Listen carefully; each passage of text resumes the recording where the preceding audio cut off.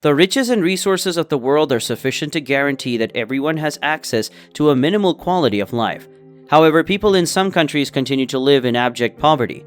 There are also a few countries that have endured years of military, social, and political unrest, making any judgment impossible due to the dearth of accurate economic data. But how do we gauge one country's richness or poverty in relation to another? Although GDP per capita is sometimes regarded as the industry standard, the purchasing power parity can more accurately measure a person's purchasing power in any particular country by adjusting for disparities in living expenses and inflation rates. It should go without saying that the coronavirus pandemic had the worst social and economic effects on disadvantaged households around the world. Lockdowns contributed to increased unemployment and abrupt income loss for many of these employees in nations with high rates of informal employment. Numerous millions of people worldwide were made poorer or pushed further into poverty as a result of the virus's health expenditures. Additionally, the pandemic made already existing gender occupational inequalities worse, plunging many women into poverty. Additionally, as we already mentioned, lockdowns and school closings are anticipated to negatively impact millions of children's future chances. According to a World Bank prediction, the present generation of students would lose $17 trillion in lifetime earnings in low and middle income nations. So let's dive into the 5 most unfortunate countries in the world. But before that, do subscribe to our channel to see regular and compelling lists that will not only provide you with valuable insights about our lives and the world we are living in, but also change the way you perceive everything. And do hit that bell icon so that you don't miss out on any of our important video updates. Help this channel grow so that we can invest more and more effort to bring these valuable videos to you. Number 5. Somalia. Somalians are losing hope as a result of 3 decades of internal conflict and violence that have forced hundreds of thousands of people to flee their homes, as well as frequent droughts and floods that are followed by famine and disease, lack of access to healthcare, extremely high rates of unemployment among young people in particular. This 16 million people nation on the Horn of Africa never seems to have a good day. The coronavirus pandemic, a locust infestation unheard of in modern times, and exacerbated flooding caused the economy to decline in 2020, interrupting the consistent GDP growth seen in the later part of the previous decade. Then, while a shaky recovery was taking hold, the boycott of Ukraine's wheat exports further depressed the nation and crammed local hospitals with critically undernourished children. However, according to the World Bank, Somalia may have a more promising future because of its rapid urbanization, increased use of digital technologies, and planned investments in sectors like energy, ports, education, and health that can promote economic growth and job creation. Hassan Sheikh Mohamud, who was re-elected as president in May after previously holding the role from 2012 to 2017, is the person Somalis look to for guidance. He is regarded as a skillful politician with a solid track record for fostering compromise between political and regional factions. He was formerly a professor and a peace campaigner, but it goes without saying that he must overcome severe obstacles. Number 4. Congo, the Democratic Republic, DRC. Congo has experienced decades of greedy tyranny, political instability, and continual warfare since obtaining independence from Belgium in 1960. The election of Félix Antoine Tshisekedi Tshilombo, the illustrious opposition leader's son, as president in 2019 marked a new beginning for the nation. He has challenging duties ahead of him. The controversial Joseph Kabila, who had been president since taking over for his murdered father in 2001, is credited with putting a stop to the Great African War, which is thought to have resulted in up to 6 million deaths, either directly from warfare or from illness and starvation. He did little, nevertheless, to enhance the lives of those who had survived the conflict. Contrarily, a new financial record leak demonstrates how, while in office, he utilized a private bank to siphon off nearly $138 million in public cash. About 75% of the 90 million people who live in the nation still make less than $2 each day. The World Bank claims that the Democratic Republic of the Congo has the potential to become one of the wealthiest African countries and a driver of growth for the entire continent. Even just by virtue of being the continent's top source of copper and the world's largest producer of cobalt, 2 metals crucial in the production of electric vehicles, the Democratic Republic of the Congo has 80 million hectares of arable land and over 1,000 minerals and valuable metals under its surface. The extraordinary potential continues to be thwarted by widespread corruption, ongoing Ebola outbreaks, and the recent emergence of the M23 anti-government rebel group in the country's east. Number 3. Central African Republic.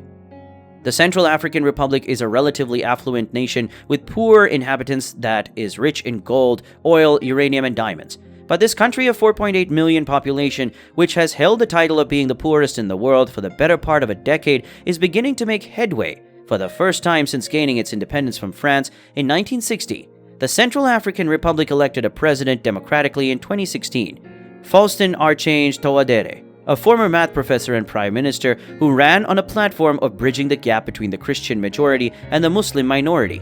However, despite the fact that his election victory has been hailed as a significant step towards national rehabilitation, militia and anti-government groups continue to maintain control over major portions of the nation.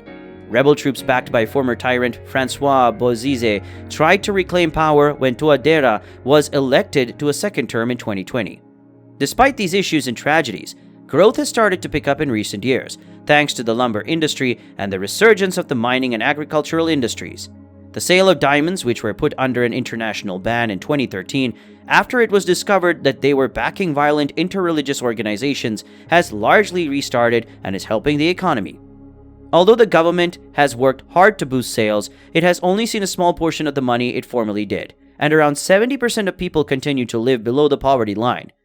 The World Food Programme has already issued a warning that the country is currently experiencing levels of scarcity of food that have never been seen before, as a result of the sharp increase in the price of staple goods like rice, wheat flour, and vegetable oil. The war in Ukraine has only made things worse. Number 2. South Sudan. South Sudan is the world's newest country. The longest-running civil war in Africa began on July 9, 2011, 6 years after the accord that put a stop to the conflict with Sudan. Nevertheless, violence persisted in this landlocked nation of over 11 million people.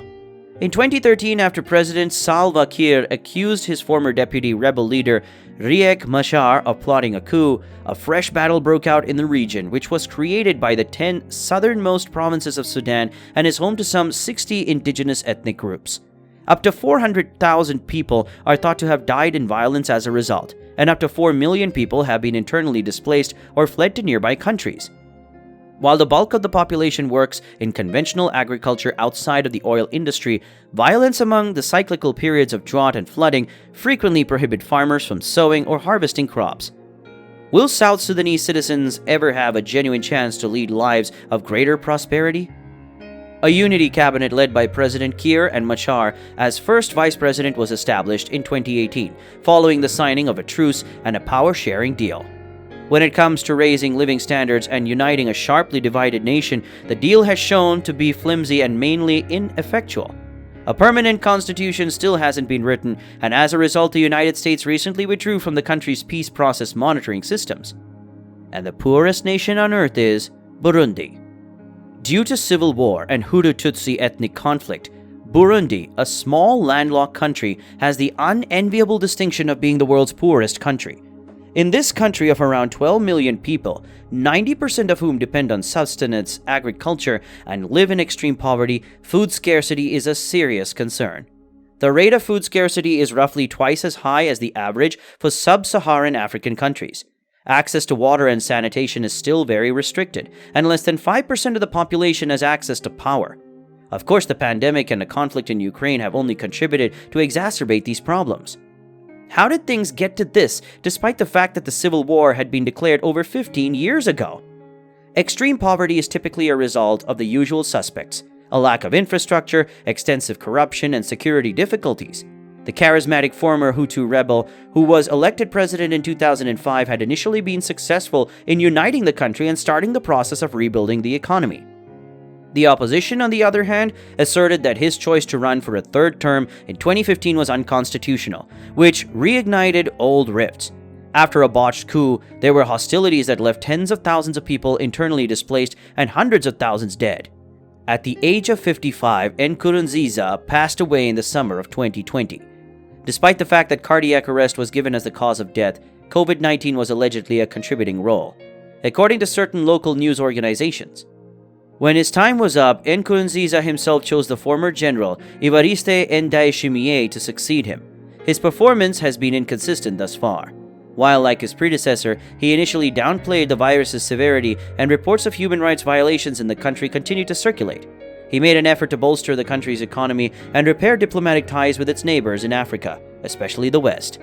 His efforts were fruitful, as evidenced by the recent lifting of financial restrictions imposed as a result of the political unrest in 2015, and the resumption of aid to Burundi by the United States and the European Union.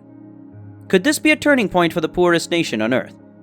And if you like this video, then do subscribe to our channel to see regular and compelling lists that will not only provide you with valuable insights about our lives and the world we are living in, but also change the way you perceive everything. And do hit that bell icon so that you don't miss out on any of our important video updates. Help this channel grow so that we can invest more and more effort to bring these valuable videos to you.